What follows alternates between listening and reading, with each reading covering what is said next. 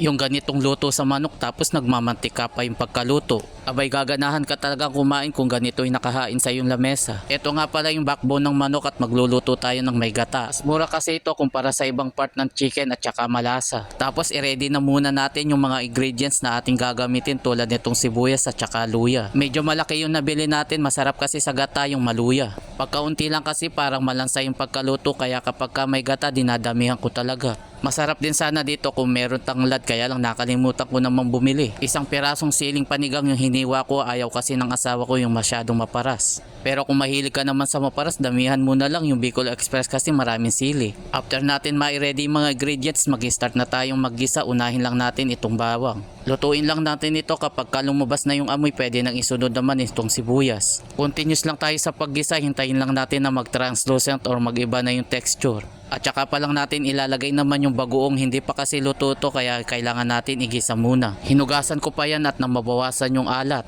Kailangan kasi dito lutong-luto yung ating bagoong. Hindinaan ko nga pala yung kalan dyan at nang hindi mabigla yung pagkaluto. Pagka ganito na yung itsura, yung mukha na siyang toasted, pwede nang ilagay naman itong luya. Nagpapa-shoutout nga pala si Arya ng Pangasinan, maraming salamat po sa inyo. At syempre ganun din sa mga nanonood sa atin ngayon. Kaya kung nagustuhan ninyo yung ating recipe ngayon, paki-like and share naman. Okay na yung luya, pwede nang ilagay naman itong karne ng manok. Isasangkotsaw muna natin ito, maganda kasi dito kapag nanonood yung lasa ng luya. At nang sa ganun talagang malasa yung karne. Pakakagisa lang natin ito at hindi na muna tayo maglalagay dito ng tubig. Hintayin lang natin na lumabas yung natural na tubig ng karne. Ayan o, kita nyo naman medyo nagtutubig na. Pagka ganito na yung itsura at parang nagmamantika na, maglagay naman tayo ng pangalawang gata. At saka natin ito pakukuluan hanggang sa mag-reduce yung pinakasabaw niya. Pero timplahan na muna natin ito ng powder na paminta. Dinamihan ko lang yung lagay para malasa. At i-continue uli natin itong paghalo. Sakto nga lang pala inilagay natin tubig dyan. Madali lang naman kasing maluto itong karne.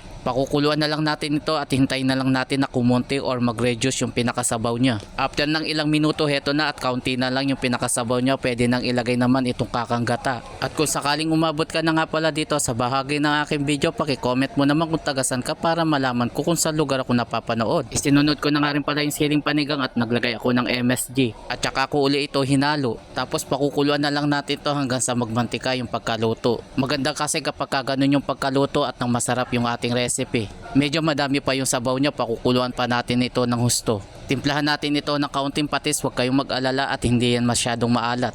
Medyo nadadamihan pa tayo sa pinakasabaw niya, pakukuluan pa natin ito ng kaunti. Pagka ganitong malapot na at medyo nagmamantika, pwede na yan. After nga ng ilang minuto, heto na at luto na yung ating Chicken Bicol Express. Maglagay na muna tayo sa ating lalagyan. O, kita nyo naman, nakakagutom yung itsura. At syempre dito na tayo sa exciting part, yung tikman natin yung ating niluto. Kanyama na mga lods, tara mga tamo.